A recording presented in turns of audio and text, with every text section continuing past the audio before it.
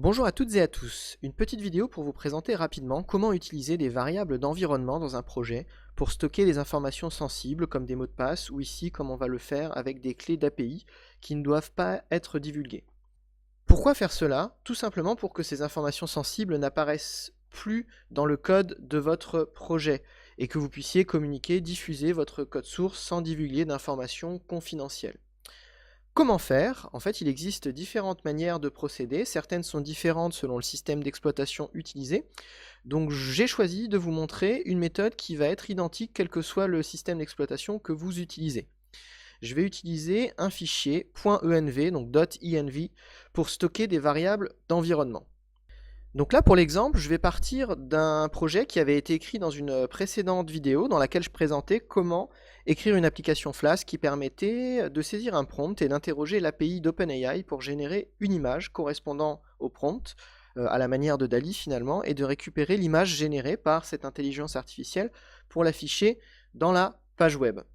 Je ne vais pas revenir sur tout le code en question de l'application, mais si vous êtes intéressé par ce projet, libre à vous de regarder la vidéo correspondante, je mettrai le lien en description.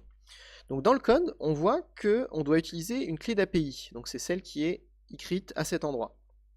Cette clé d'API, on peut la générer via la plateforme d'OpenAI. Donc ça, vous pouvez regarder la vidéo précédente pour voir comment on peut procéder. Donc quoi qu'il en soit, cette clé apparaît directement dans le code de mon application, tel que c'est fait pour le moment. Et on va voir comment la stocker dans une variable d'environnement. Donc pour cela, on va créer un fichier qui s'appelle .env à la racine de notre projet, et c'est dans ce fichier qu'on va aller stocker notre clé d'API. Je vais donner un nom à cette variable, donc je vais l'appeler OpenAI underscore API underscore key. Alors on peut en fait choisir le nom que l'on souhaite, du moment qu'on est cohérent par la suite. Je choisis ce nom parce que c'est celui qui est présenté dans la documentation d'OpenAI. Donc voilà, donc OpenAI API key égale, et là ensuite on va tout simplement copier la clé d'API qui a été générée via la plateforme d'OpenAI. Voilà, et en fait il suffit de faire ça, donc je vais enregistrer ce fichier. Alors deux, trois petites remarques, vous voyez qu'on ne met pas les guillemets autour de la clé d'API et on ne met pas d'espace de chaque côté du égal. Donc ça c'est relativement important. Si on avait d'autres variables d'environnement à définir, on le ferait de la même façon. Donc par exemple une autre variable égale et puis on mettrait sa valeur ainsi de suite. Voilà, ligne par ligne, on peut définir autant de variables d'environnement que l'on souhaite. Voilà, bon moi j'en ai besoin que d'une seule dans le cas présent. Et maintenant on va utiliser un module qui va nous permettre de rendre accessibles ces variables d'environnement à notre script Python. Alors ce module il s'appelle python-.env. Voilà, donc ce que je vais faire c'est que je vais activer mon environnement virtuel pour pouvoir l'installer dans mon environnement virtuel. Donc sous Windows, donc c'est env c'est le nom de mon environnement virtuel, donc script activate, donc ça me permet d'activer mon environnement virtuel comme je le vois ici. Sous Linux c'est une commande légèrement différente. Je vais installer donc le module dont je vous ai parlé, donc pip install python-.env. Donc voilà, je laisse l'installation se faire, ce qui est fait. Et ensuite, ce qu'on va faire, c'est qu'on va simplement importer ce module. Donc import, alors attention, pour l'installation c'était python-.env. Pour importer le module, c'est .env tout court, le nom du module. Et moi ce que je vais importer, c'est que je vais importer juste une fonction de ce module, donc from.env import, et je vais importer la fonction load.env. Et en fait il suffit par la suite, je vais le mettre là par exemple en première ligne, load.env, donc j'appelle ma fonction qui va me permettre d'accéder aux variables d'environnement. Donc en fait ce que fait cette fonction, c'est que lorsqu'on l'appelle, elle va aller chercher un fichier qui s'appelle .env, donc elle va le trouver, et en fait, elle va rendre accessibles les variables d'environnement au script Python. Donc en particulier, on va avoir accès à cette variable d'environnement dans notre script. Et donc ce qu'on va faire, c'est que on va remplacer évidemment cette clé d'API, puisque l'objectif c'est qu'elle n'apparaisse plus directement dans le code de notre projet. Et donc ici à la place, on va récupérer la valeur qui est stockée dans le fichier .env. Donc pour cela, on va importer le module OS dont on aura besoin, qui permet d'accéder, d'interagir avec le système d'exploitation. Et on peut accéder à notre variable d'environnement avec os.getEnv.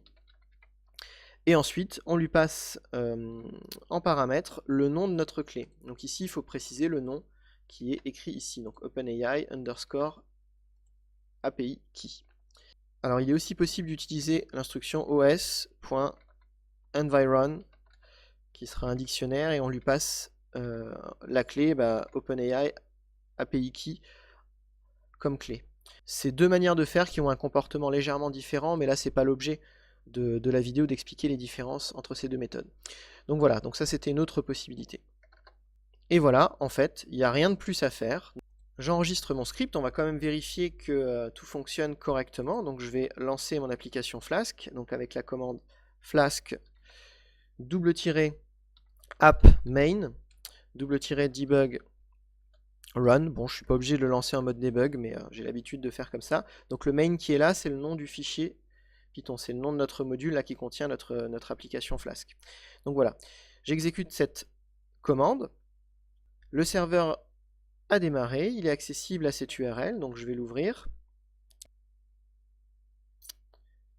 Voilà.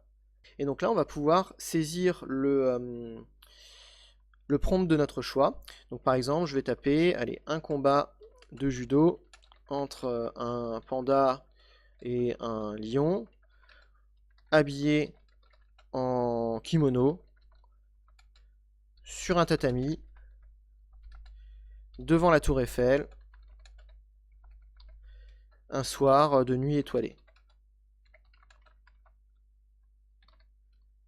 Et je vais demander un rendu 3D, par exemple. Alors là, j'écris en français. Je ne sais pas si c'est préférable de l'écrire en anglais. En tout cas, en français, l'intelligence artificielle a l'air de comprendre. Maintenant, on aura peut-être des résultats un petit peu meilleurs si on écrit les requêtes et les prompts en anglais. Donc je valide. Et donc, une requête est envoyée à l'API d'OpenAI qui va en retour nous renvoyer une réponse. Cette réponse, en fait, contient l'URL d'une image qu'on récupère avec Flask pour l'afficher à l'écran. Bon, c'est pas extraordinaire, mais peut-être que j'aurais dû préciser un petit peu ma description, ou peut-être qu'en anglais ça aurait été un petit peu meilleur.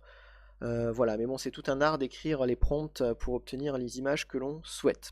Donc je résume ce qui a été fait. On a tout simplement la clé d'API qui a été écrite directement en dur ici dans notre programme Python. Finalement, on l'a écrite dans un fichier .env, donc .env. Voilà, donc on a recopié la clé à cet endroit pour la stocker finalement dans une variable d'environnement qui s'appelle OpenAI API key. Et ensuite, on utilise le module .env, enfin la fonction load.env du module .env qui nous permet d'accéder aux variables d'environnement. Et ensuite, on peut y accéder avec le module os, donc os.getEnv, et puis là, on met le nom de notre variable d'environnement, et c'est de cette façon-là qu'on peut accéder aux variables d'environnement, finalement, qui sont stockées dans un autre fichier. Quel est l'intérêt de faire ça? C'est en fait que ce fichier .env, finalement, on ne le divulguera pas. On pourra divulguer le reste de notre code, sauf le contenu du fichier .env. Et de la même manière, si on est amené à téléverser ce code sur des espaces tels que GitHub ou GitLab ou ce genre de choses, des équivalents, en fait on pourra préciser dans les conditions d'exclure le fichier .env de cet envoi sur les serveurs.